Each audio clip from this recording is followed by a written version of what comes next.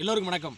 கழக ஒருங்கிணைப்பாளர் ஐயா ஓபிஎஸ் அவர்கள் நாளை தினம், அதாவது 26/12/2023 அன்று அனைத்து இந்திய அண்ணா திராவிட முன்னேற்ற கழக தொண்டர்களின் உரிமை மீட்பு குழு ஆலோசனை கூட்டமானது, அந்த பூத் கமிட்டி ஆலோசனை கூட்டம் உட்பட அந்த ஆலோசனை கூட்டமானது நாளைய தினத்திலிருந்து ஒரு சூறாவளி சுற்றுப்பயணமாக தமிழ்நாடு முழுவதும், அதாவது ஜனவரி 24ஆம் தேதி அன்று ஒட்டுமொத்த தமிழகத்தில் இருக்கக்கூடிய அனைத்து வருவாய் மாவட்டங்களிலும் அந்த ஆலோசனை கூட்டமானது நடத்தி முடிக்கப்படும் திட்டமிடப்பட்டிருக்கிறது. அதில் முதலாவது ஆலோசனை கூட்டம் கொங்கு மண்டலத்தினுடைய தலைநகரமாக இருக்கக்கூடிய கோவையில் நாளை தினம் காலை 10:30 மணிக்கு ஆரம்பிக்க இருக்கிறது.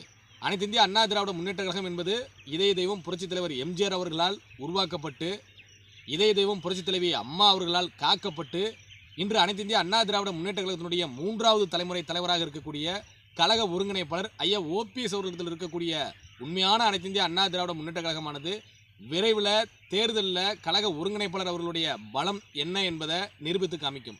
எடப்பாடி பழனிசாமி தன்னுடைய சுயநலத்தின் காரணமாக, சூழ்ச்சியின் காரணமாக, துரோகத்தின் காரணமாக கட்சியை கொள்ளையடித்து விட்டோம், கட்சியை கைப்பற்றி விட்டோம், தொண்டர்கள் எங்கள் இடத்துல தான் இருக்காங்க, நிர்வாகிகள் எங்கள் இடத்துல தான் இருக்காங்க, ஓபிஎஸ் அவர்களால் ஒரு நிர்வாகிகளை போட முடியுமா, எந்த நிர்வாகி ஓபிஎஸ் முன்னாடி இருக்காங்கன்னு சொல்லி சொன்னாங்க. இன்னைக்கு தமிழ்நாடு முழுவதும் இருக்கக்கூடிய கழக ஒருங்கிணைப்பாளர் அம்மா அவர்களுடைய அரசியல் வாரிசு, தாயின் தலைமகன், ஒப்பில்லா தாய் தந்த தப்புல்லா தங்க மகன் தமிழ்நாடு முழுவதும் நிர்வாகிகளை சந்திக்க தயாராகிட்டாரு. எங்கேருந்து வந்தாங்க இந்த நிர்வாகி? வேற கட்சியில இருந்தால் வந்தாங்க. அனைத்து இந்திய அண்ணா திராவிட முன்னேற்ற கழகத்தினுடைய உண்மையான கழக தொண்டர்கள் ஐயா ஓபிஎஸ் அவர்கள் பின்னால் தான் இருக்கிறாங்க.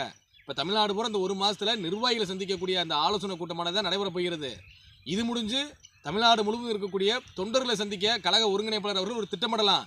அப்படி திட்டமிடும் பொழுது இதய தெய்வம் புரட்சித் தலைவர் எம்ஜிஆர் அவர்களுக்கு என்ன ஒரு மக்கள் செல்வாக்கு இருந்ததோ, இதய தெய்வம் புரட்சித் தலைவி அம்மா அவர்களுக்கு என்ன ஒரு மக்கள் செல்வாக்கு இருந்ததோ, அதே செல்வாக்கு கண்டிப்பாக கழக ஒருங்கிணைப்பாளர் அவர்களுக்கு இருக்கும் என்பதை வரக்கூடிய அந்த காலகட்டங்களில் கண்டிப்பாக காலமானது எடப்பாடி பழனிசாமி அவர்களுக்கு உறுத்தும். எடப்பாடி பழனிசாமி அவர்கள் தவறு மேல் தவறு செய்து கட்சிக்கு எப்படியாவது தான் தலைமையாக வந்துவிட வேண்டும், தன் மீது இருக்கக்கூடிய வழக்கிலிருந்து தப்பித்து விட வேண்டும் என்பதற்காக மேலும் மேலும் குற்றங்களை செய்து கொண்டே இருக்கிறார். அவருக்கு விரைவில் அரசியலில் முடிவுரையானது எழுதப்படும். 2024 தமிழகத்தினுடைய அந்த நாடாளுமன்ற கூட்டணியானது கழக ஒருங்கிணைப்பாளர் ஐயா ஓபிஎஸ் அவர்கள் தலைமையில் தான் அந்த அணி அமையும். திராவிட முன்னேற்ற கழகத்தினுடைய அந்த கூட்டணியை கண்டிப்பாக ஐயா ஓபிஎஸ் அவருடைய அணி வீழ்த்தும். விரைவில் 2026 அந்த சட்டமன்ற தேர்தலில் தமிழகத்தினுடைய முதலமைச்சராக அம்மா அவருடைய அரசியல் வாரிசு ஐயா ஓபிஎஸ் அவர்கள் கண்டிப்பாக 2026 முதலமைச்சராக அரியணையில் அமர்வார். அதுவரை கழக தொண்டர்களுடைய அளப்பரியாத பணி எந்த ஒரு ஓய்வுமின்றி தொடர்ந்து கொண்டே இருக்கும். நன்றி.